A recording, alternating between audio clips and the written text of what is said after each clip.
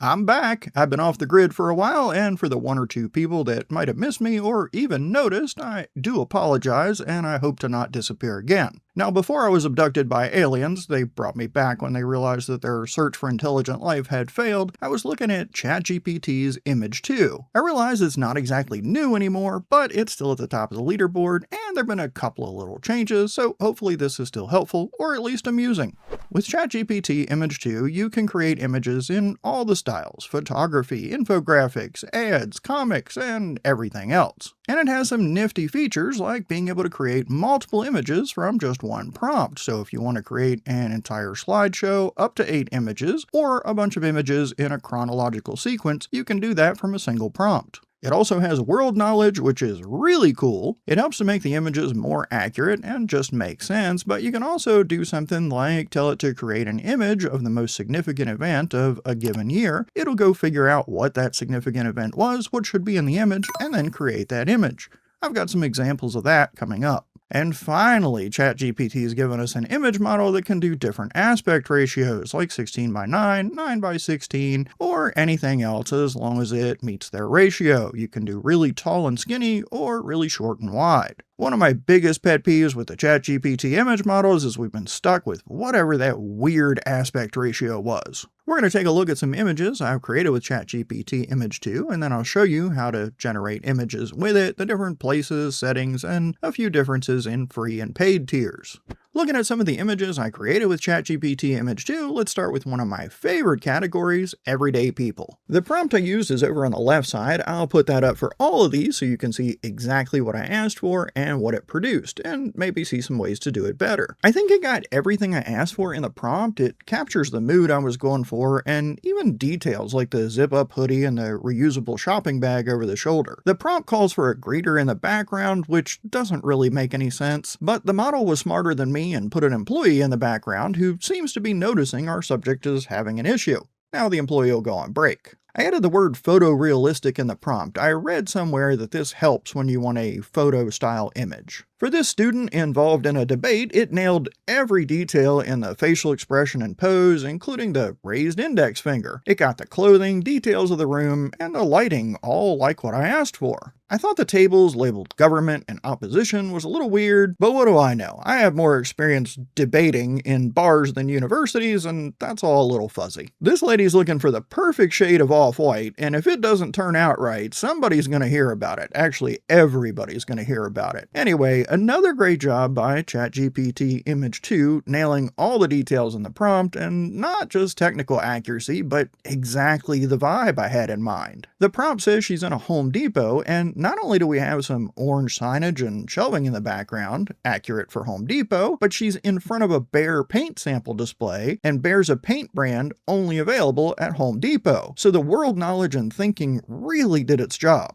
Friday Night Lights and a concession stand hot dog, I got nothing to complain about with this one. Again, it covered everything I asked for and went beyond, like putting a few people in the background in the burgundy school hoodie like our subject, which is a great addition to making the scene realistic. If we wanted to get really picky, we could say the text on the subject's shirt might not be Ridge Hills, but I don't want to get that picky. This absolutely looks like a legit snapshot from a county fair, which I refer to as the Redneck Olympics and the best week to go to Walmart because ain't nobody there. The lighting is awesome. I like how it's got his eyeglasses in his pocket with the one arm or whatever it's called hanging out the front like older guys do. But my favorite part is how it put the Tractor Supply logo on his hat. I didn't ask for it, that's the world knowledge at work, and it got the logo right. A year ago, AI image models wouldn't know what that was if you asked for it, and at best would have put some random text or janky logo on his hat. Now let's look at some editing examples, which is generating an image from a reference image. I used this image of me as a reference and asked for a corporate headshot. For the prompt, I used this format that breaks down the scene, subject, important details, use case, medium, and constraints. That format isn't required, just something I was trying out for some of these, and it helped me to keep everything organized and make sure I had everything covered. The image kept me looking exactly the same as in the reference image. It didn't change my eye color or anything, it just cleaned things up and put me in the requested environment. In the use case medium section, I asked for a a 4:5 aspect ratio, and that's exactly what I got. Using the same reference image, I put myself in an editorial outdoor photo. It adjusted the lighting on my face for the new scene and added the backlight, as I asked for. It also changed my pose. I asked for that too, to an angled 3/4 shot. For a lot of models, that's a real problem, or at best a long shot, but ChatGPT Image 2 just did it. Look at me, all dramatic and mysterious. My attractiveness is inversely proportional to the amount of available light. In other words, if you turn all the lights off in the room, I'm a solid 7.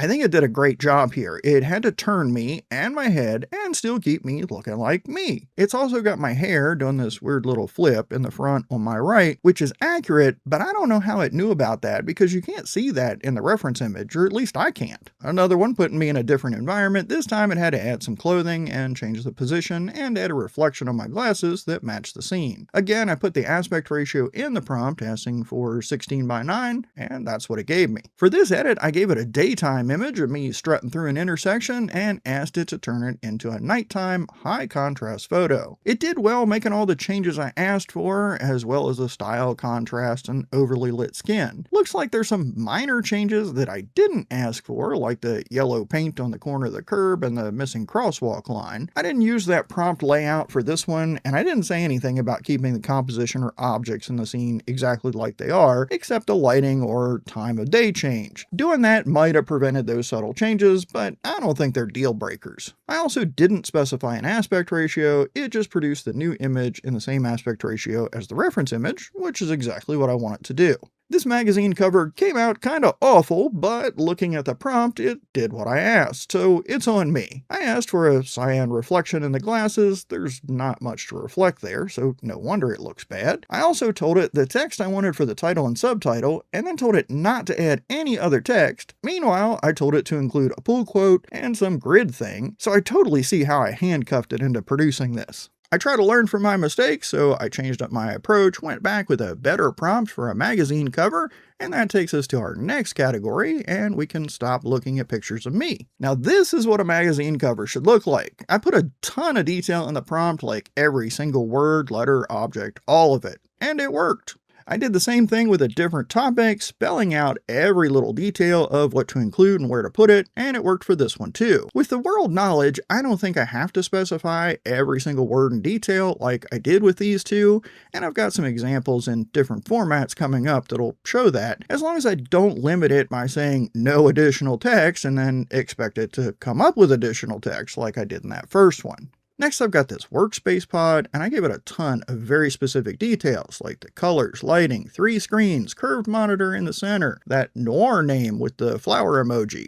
And it got it all. I even asked specifically for succulent plants, not just any plants, and sure enough, those are succulents over there. It did a great job with the X profile UI there on the center screen and carried in that Noor name and the emoji. 10 out of 10, no notes. This poster image came from a much simpler prompt. I gave it the name of the event, the dates, location, and names of the tracks, along with some style preferences, but I didn't get into the weeds on the details. Now I could be missing something, but I think it got all the text included correctly and matched what I asked for. We've had quite a few great images in a row, so we're overdue for a dud. And here it is. An educational infographic showing and telling how a bike gear system works. Except the way it's got the arrows on here, it would not work. It has the rear wheel going backward, the gears on the back wheel going the opposite direction, and the chain going both directions at the same time. Aside from the arrows, most of this is pretty good, especially considering I didn't break down how this stuff works or give it all the text to use. And if I told it to edit the image and fix the arrows, it might have gotten it right.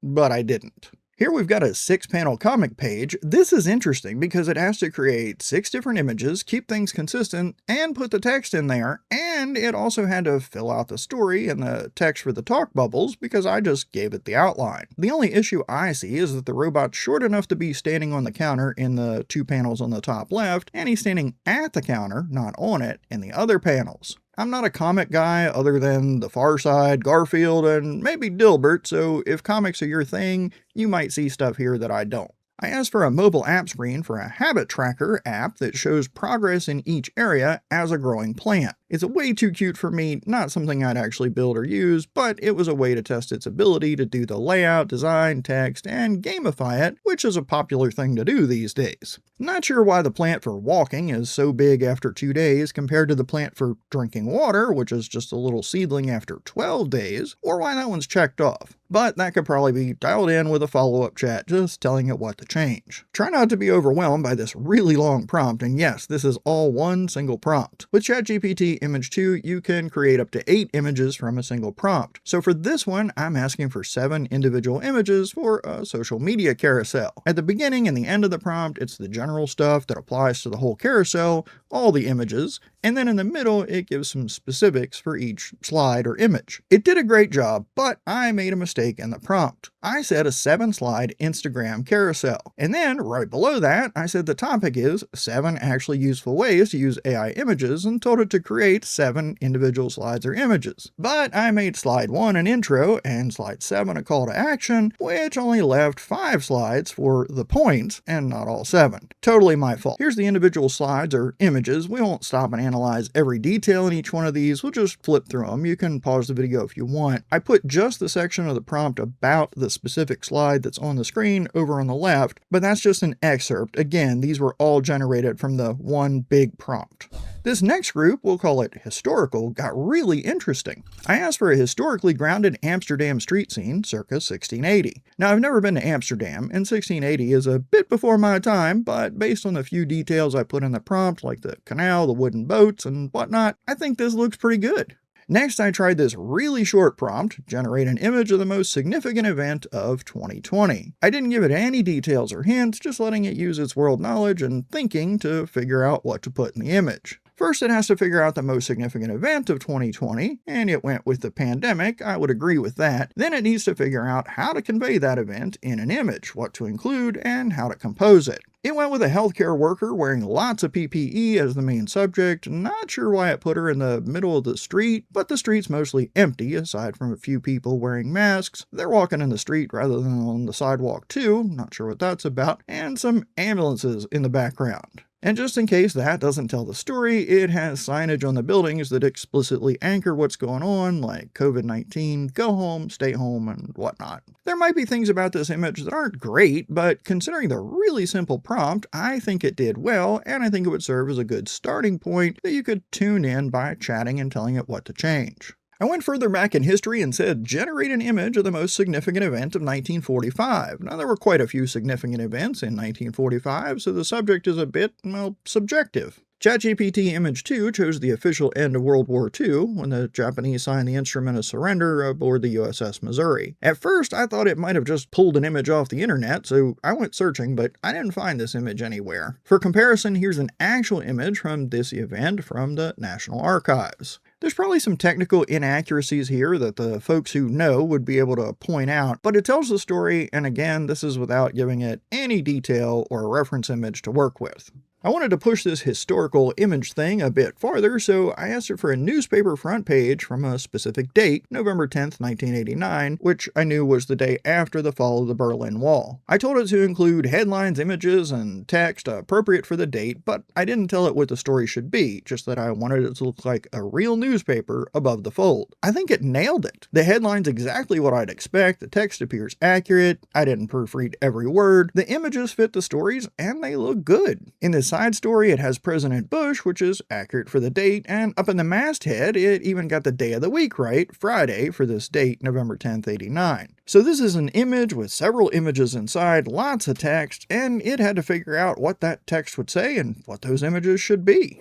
ChatGPT finally has an image model worth using. Others may disagree, but I thought DALL-E was awful, and ChatGPT Images 1.5 or whatever was mid at best. But this one actually does cool stuff, and creates quality images. You can create images using the ChatGPT Image 2 model on all the platforms. Of course, OpenArt is my favorite, or you can do it directly in ChatGPT, either in a regular chat or in their new images page. Let's start off in the regular chat. So this is just a regular chat here within ChatGPT. You've got your prompt box. Right below that, click Create an Image. Now, until recently, that edit and aspect ratio setting within the prompt box, that's gone. So if you want a specific aspect ratio, just make sure you include that in your prompt. Now, clicking that Create Image button also gives us these templates, and we'll take a look at those in a minute. In the prompt box, just click in there and describe the image you want to create. It works well with short, simple prompts and long, detailed prompts. As you saw in my examples, we'll use a fairly simple prompt here, and we'll specify that 9:16 aspect ratio is what we want for this image. Now, there's one setting here, and you'll only see this on a paid plan at the Plus tier or higher. Free accounts and the Go tier do not have it. It's right here where it says high. We'll drop that down. It's the intelligence setting. When ChatGPT Image 2 first came out, the options, I think, were fast and thinking. Now you have 3 options under intelligence, which are instant, medium, and high.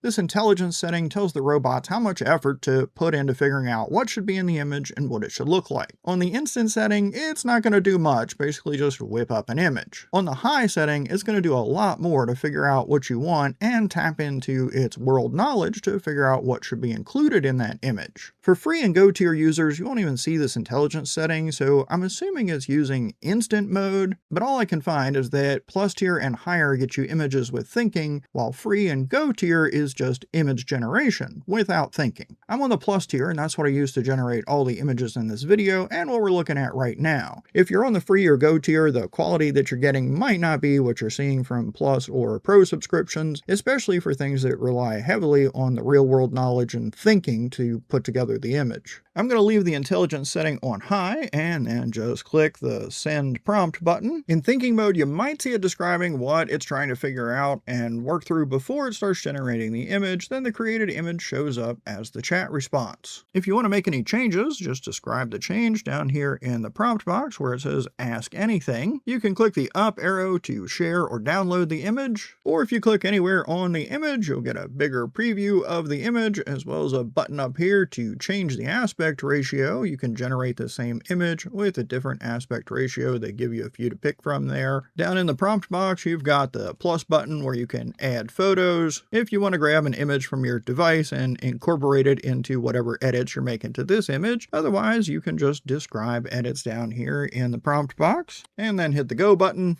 And there's our edited image. If we click the edit button, either from here in the preview page or back on that main chat, it just puts the focus on a single image. We get this image rail over here on the left where we can switch between any of our edits and images that we've been generating. But everything else is the same. The prompt box, the ability to add photos, to incorporate into here as reference images, the intelligence settings and options. Let's go back to the regular chat, and then in a new chat, when you click create an image, you get these templates below the prompt box. And if we click on one of these templates, we'll go with this one. It fills in the prompt, and since the prompt is describing what to do with a reference photo, like in this case, it's saying turn this photo, so what photo are we talking about, into a magical mini-me world. So since it needs a reference image, it puts this attach a photo thing down here where you can either upload a photo or select from your recently uploaded images, but these aren't my most recent uploads, so not sure what it's doing there. Of course, you can make any changes you want in this prompt. It's just a template. Now we're going to get out of there because I don't want to make a bunch of mini-me's. Now these templates do change, so if there's something that you think you might want to try later, you might want to go ahead and copy that prompt and save it somewhere in case they switch things up and it's not there when you come back to actually use it. Now you can also create and work with your images on ChatGPT's image page. You can find that over here in the left menu. If your sidebar is closed, click on the ChatGPT OpenAI logo and it'll open that up. And if you don't see images in the list here, click more and then images. Creating an image on this images page is exactly the same as it is in the regular chat. The only difference is you don't have to click the create an image button. Type in your prompt. Now I switched over to a free account so you can see that I do not have that